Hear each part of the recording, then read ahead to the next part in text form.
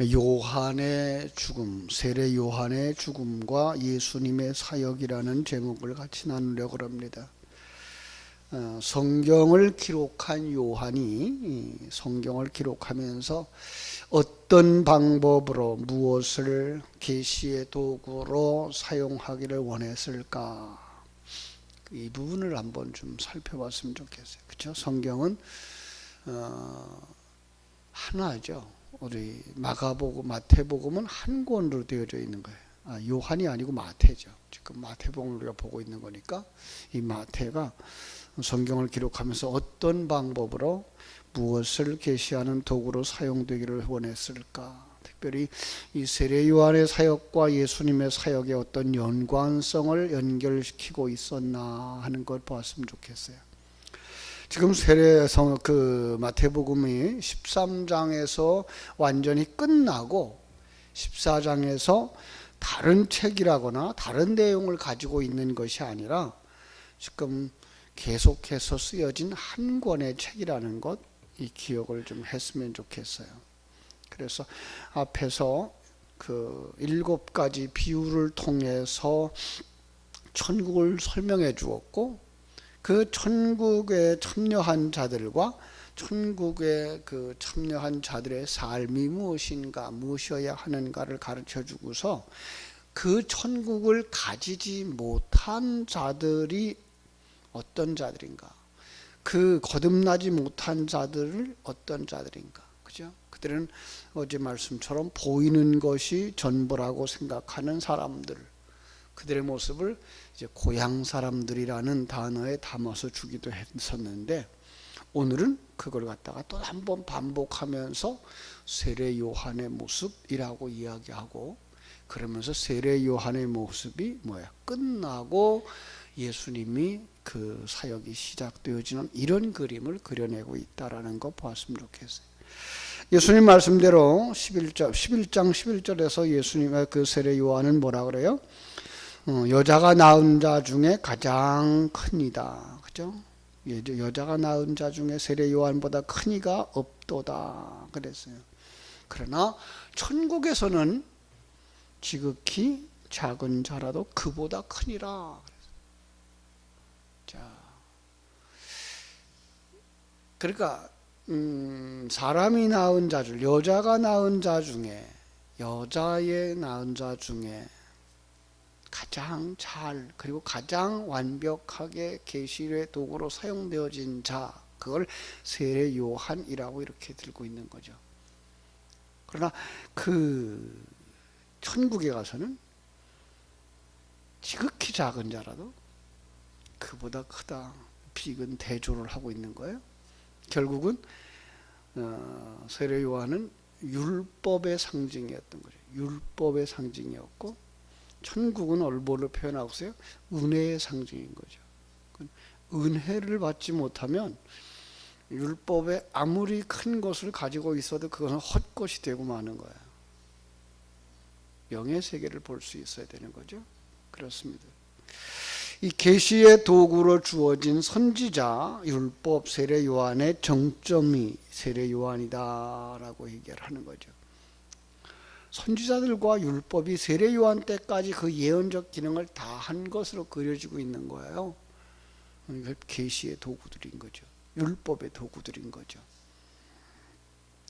자, 그러나 이제 그 세례 요한의 대를 이어서 예수님이 등장을 함으로 말미암아 여기서 역시 엘리야도 계시의 도구로 등장했었다라는 이야기를 하고 있는 거죠.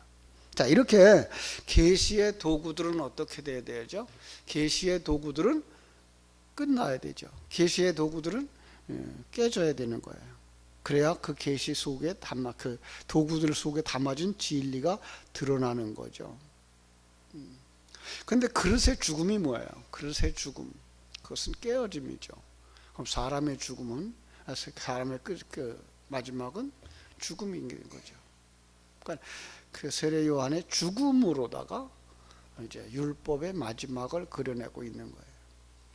죽음이라고도 말할 수 있고 순교라고도 말할 수 있어요. 그러면 그 속에 있는 이제 진리가 드러나는 이런 그림을 그려주고 있는 거예요. 그래서 세례 요한의 죽음과 예수님의 사역이 맞물려 있고요. 그죠? 나중에 다시 예수님도 똑같은 계시의 도구로 보여질 때 이렇게 그려내죠. 예수님의 죽음과 성령의 강림으로 맞물려져 있는 그림인 거죠. 그러니까 예수님도 계시 도구의 하나였다라는 거 여러분들이 잊어버리시면 안 돼요. 그래야만 우리는 2000년 전에 예수에 묶여 있지 아니하고 지금 우리와 함께 일하시는 예수님, 우리와 함께 일하시는 성자 하나님과 함께 예수님이 보여줬던 그 삶을 우리가 살아내고 있는 그런 신앙으로 갈 수가 있는 거고요. 그것이 바로 영적 세계를 제대로 볼 수 있는 사람으로 크는 거죠. 그러지 못하면 우리는 자칫 2000년 전에 예수한테 묶여버리고 말아요. 계시의 도구에 묶이는 거예요. 세례 요한에게 묶여 있는 것과 다를 바가 없는 거고요. 구약의 어떤 인물들과 묶여 있는 것과 다를 바가 없는 거예요. 우리는 거기서 벗어나서 그분들 통해서 계시해 주고자 했던 성자 하나님의 일하심을 우리들 속에서 체험하면서 우리가 그분들이 원하던 사람으로 만들어져가는 그 신앙에 들어가야 이게 바른 신앙인 거예요. 그래야 성경 속의 이야기들을 보면서 나 자신의 이야기를 볼 수가 있게 되는 거죠. 그죠? 자, 그래서 오늘 세례 요한의 죽음을 한번 좀 잘 살펴봤으면 좋겠어요. 1절 이렇게 시작합니다. 그때에 분봉왕 헤롯이 예수의 소문을 들었다. 분봉왕 헤롯이 예수의 소문을 들었다. 이렇게 말하죠. 헤롯이 세례 요한을 처형시킨 후에 예수님이 갈릴리 전도의 그 모습들을 계속 듣죠. 예수와 반대자들의 갈등이 표면적으로 드러나는 그런 시기예요. 영적 싸움이 심화되어지고 있는 그런 시기인데, 그 역사 속에 그 분봉왕 헤롯은 누군가 하면요, 헤롯 안티파스라고 하는 역사적 인물이죠. 예수님의 소문을 듣고 다른 복음서에 보면은 예수님의 사역들을 계속 누가 보고를 해줬던 거죠. 그런데 그것을 예수님이 행한 일들을 보고서 그는 뭐예요? 놀라는 거죠. 어떤 사건들을 들었을까요? 병 고치는 사건들, 그죠? 소경이 눈을 뜨는 사건들, 안진뱅이가 일어나는 사건들, 중풍병자가 일어나고 오병이어의 기적의 모습, 바다를 잔잔케 하는 모습을 계속 다 듣는 거죠. 그죠?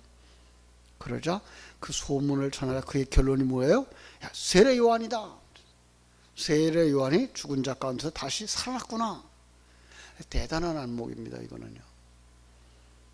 우리는 그냥 그 사람 정말 이 불신자들이 가지고 있는 윤회라고 하는 그런 사상을 가지고 죽었다 다시 살아난 건 아닐까라는 그런 걱정을 했다고 생각을 하는데, 그 정도가 아니라 지금 성경 속에 그걸 기록해서 우리에게 보여주는 건 뭐예요? 그는 그런 만큼 안목을 가진 자였던 거예요. 세례 요한의 사상을 들어서 알고 있었던 사람이죠. 세례 요한의 사역이 무엇인지 분명히 보여주는 그런 메시지이기도 한 거예요. 세례 요한은 왜 왔을까요? 여러분, 세례 요한은 죽으러 왔다는 사실을 아십니까? 죽으러 온 거예요. 율법의 계시의 도구니까.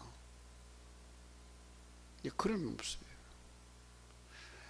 출애굽기를 보면서 모세가 정말 위대하죠. 모세가 큰 일을 행하죠. 그래서 우리는 모세 할 수 있죠. 그런데 하나님이 마지막에 가서 모세를 죽여요.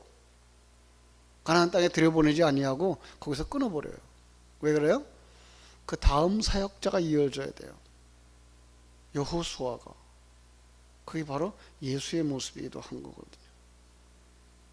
그래서 세례 요한은 율법의 모습으로 끝내야 되는 거예요. 계시 도구의 모습으로 거기서 끝내야 되는 거예요. 그러니까 죽으러 온 거예요. 그래야만 누가 분명하게 더 드러나는가 하면 예수님의 사역이 분명하게 드러나는 거예요. 더 나아가서 마지막에 예수님도 이 세상에서 십자가에서 죽어야 되는 거죠. 그래야만 누가 오셔요? 성령님의 역사가 나타나는 거죠. 근데 성령님의 역사는 바로 온 역사 속에 나타나는 보이지 아니하는 삼위 하나님의 일하심의 모습이거든요. 그래서 우리는 모든 사람들이 모든 역사 속에서 동일하게 하나님의 은혜로 말미암아 구원을 받는 역사구나를 깨달아 알게 되는 거죠. 대단한 사람이었어요. 그런데 그 지식만 가지고 구원에 이르는 것 아니죠. 자, 여러분, 그 마태복음 11장에서 세례 요한이 옥에 갇혔을 때에 예수님께 사람들을, 제자들을 보내서 묻죠. 오실 그이가 당신입니까? 네. 오실 그이가 당신입니까? 당신이 오셨으면 이제 나는 죽어도 좋겠습니다. 죽어도 좋습니다. 편안히 갈 겁니다. 이거죠. 당신이 메시아인 증거를 보내주십시오. 자, 그랬더니 뭐라 그래요? 너희가 가서 보고, 너희는 가서 보고, 듣고 보는 것을 요한에게 알리되, 소경이, 그죠? 눈을 뜨고, 앉은 뱅이가 일어나며, 문둥병자가 치료받는, 그리고 듣지 못하던 자들이 듣게 되는, 가난한 자에게 복음이 전파되는 이 사실을 그에게 전하여라. 누구든지 나로 말미암아 실족하지 아니하면 복이 있도다 그래요. 요한은 이 대답을 듣고서 마음의 평안함을 가질 수 있었죠. 분봉왕도 그 행적을 보고 요한이 죽었다가 그가 살아났다, 그 예언이 성취되어졌구나, 요한의 예언이 성취되어졌구나, 이 얘기예요. 물론 그거 깨달았다고 해서 신앙으로 들어오는 건 아니죠. 예. 여기서 우리는 이런 생각을 할 수 있어요. 지식이죠. 그죠? 그 지식은 배제할 수는 없지만 지식만 가지고도 안 되는 거예요. 사람들은 그냥 하나로 치우쳐서 하나로 생각을 해요. 성경 지식, 하나님 아는 지식을 강조하면 지식이 있어야 된다고, 하나님을 알아야 된다고 그러면은 저 문자를 알지 못하는, 글자도 알지 못하는 할머니, 할아버지는 어떻게 합니까? 이러고 나온다고요. 심지어는 구원받은 그 예수님 십자가에 못 박혔다가, 그죠? 그 강도, 십자가의 강도, 구원받은 강도는 언제 하나님을 아는 지식을 공부했습니까? 그런다고요. 물론 은혜예요. 하나님의 은혜예요. 그런데 하나님의 은혜라고 강조한다 그래서 하나님을 아는 지식을 배제하면 안 되는 거예요. 우리는 하나님을 알지 못하면 안 돼요.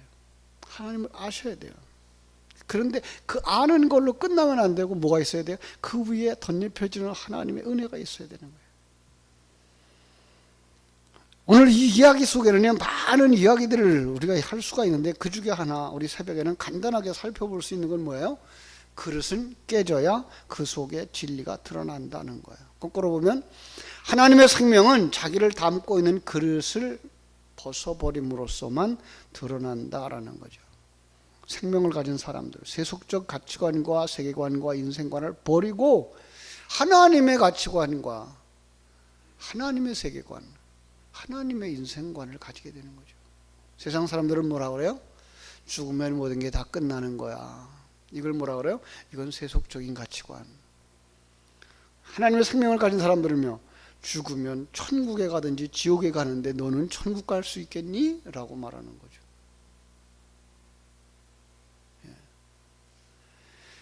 이 세상적인 이 세계관을 가진 사람들은 이 세상은 영원히 갈 것 같이 이야기를 해요. 그러나 이 세상은 영원히 가질 않아요. 하나님은 이 속에서 자기 백성들을 마지막 한 사람까지 만들고 나면 자기 백성들을 천국으로 데려가고, 이 지구상은, 이 지금까지 있었던 걸 어떻게 할까요? 그거는 그냥 쓰레기통에 버리듯이 버리는 거예요. 하나님의 백성들과 관계없는 곳으로 만들어 버리는 거죠.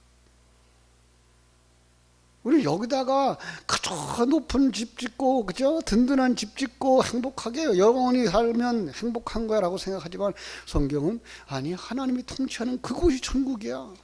여기서부터 천국을 경험하지 못하면 당신이 죽어서 천국에 들어간다고 해도 그것은 천국이 아니야, 이렇게 얘기를 하죠. 그러니까 정말 이것이 바뀌어질 수 있어야 되는 거예요. 내 인생을 하나님이 함께 하시는구나. 이 환경을 하나님이 통치하고 계시는구나. 이 나라 대한민국 누가 다스려요? 대통령이? 아니요. 하나님이. 여러분의 인생을 누가 다 주장하고 계셔요? 여러분 자신이? 아니요. 하나님이. 그래서 여러분들을 천국 백성 만드시기 위해서 이 세상에서 연단을 겪게 하시는 거예요. 그걸 갖다 뭐라 그랬어요? 자식 만들기, 아들 만들기. 그걸 징계라는 단어로 쓴다 그랬어요. 그래서 징계는 다 받는 것이오늘 없으면 버려운 자, 사생자라 이렇게 말하잖아요. 그러니까 우리가 다시 만드는, 나를 만드시는 하나님의 손길을 늘 기억할 수 있어야 돼요. 그래서 이런 일로 말미암아 내가 천국의 사람으로 만들어져 가는구나. 찬송가는 뭐라 그래요? 이 풍랑 인연하여서 더 빨리 갑니다. 이 찬송을 하는 거죠. 그렇죠? 자, 우리는요 정말 예수 생명과 하늘나라의 소망을 삶의 기초로 삼고 사셔야 이 세상의 환난도 이길 수 있고, 사자굴에 던진다 그래도 담대할 수 있고, 풀물불 속에 던져져도 우리는 참으로 하나님의 인도하심과 보호하심을 믿고 들어갈 수 있는 사람, 순교자가 될 수 있는 사람이 되어질 줄로 믿습니다. 그런데 요한은 어떤 일로 헤롯은 어떤 사람이었다고요? 헤롯은 율법의 사람이었고요. 그렇죠? 그는 그 율법으로 뭘 죽이려고 그래요? 예수를 죽이려고 하죠. 그런데요, 하나님은요, 요한을 죽이려고 하죠. 하나님은 그러한 것들도 사용해서 율법을 깨트리더라 이거예요.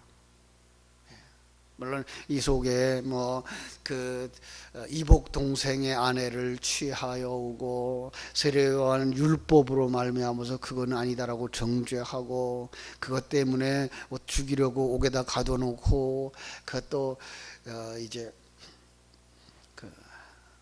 동생의 댁을 취해 와서 그 헤로디아죠. 그 생일날 그 헤로디아가 데리고 온 딸이죠. 그 딸이 춤추는 것을 보고서는 너무 좋아서 네가 원하면 뭐든지 다 줄게. 그래가지고서는 그가 엄마한테 가서 물어보니까 세례 요한을 모가지를 달라, 머리를 달라, 모가지 잘라다가 주었다. 이런 얘기로 담아져 있습니다만, 이걸 더 크게 보면 뭐예요? 율법을 깨트리는 일에 악한 자들도 사용하시는 하나님, 이걸 볼 수 있어야 되는 거예요. 반대로 이야기하면 나를 하나님의 사람으로 만들기 위해서 내 속에 있는 옛사람을 깨트리기 위하여 하나님은 이 세상 사람들을 사용하기도 한다라는 거예요. 여러분, 하나님이 지키시고 보호하시는 거 믿으시죠? 하나님이 우리와 함께 하시는 거 믿으시죠? 그럼 세례 요한 하나님이 함께 하셨을까요? 함께 하지 않았을까요? 함께 하셨죠. 우리 이걸 볼 수 있어야 되는 거예요. 우리의 삶 속에서 그저 좋은 일만 있고 편안한 일만 있고 배부른 일만 있는 그것이 좋은 것이 아니라, 우리를 하나님의 사람으로 만들어 가시는 그 하나님의 손길 가운데 있다는 걸 기뻐할 수 있어야 돼요. 그것이 신령한 눈이 열리는 거예요. 그게 영성 있는 사람이에요. 그 사람의 삶은 참으로 어디서든지 평안함을 누리며 하나님과 함께 동행하는 사람. 자, 오늘 하루도 하나님이 우리 앞에 어떤 일을 펼쳐낼지 몰라요. 우리는 1시간 이후에 일어날 일도 몰라요. 30분 후에 일어날 일도 몰라요. 전쟁을 겪은 사람들이 그렇고요. 지진 속에서 생명을 잃은 사람들도 그렇고요. 어제 보니까 어떤 학교에 청소하는 영감님, 잠깐 그늘에 가서 쉬려고 그쪽으로 들어갔는데 그 시간에 그 벽이 헐어졌어요. 벽돌 쌓은 거기 벽이 헐어져가지고 생명을 잃었어요. 여러분, 그 10분 후에, 아니 그 잠깐 전 후에 일어날 일을 아셨으면 거기 들어가셨겠어요? 아니요.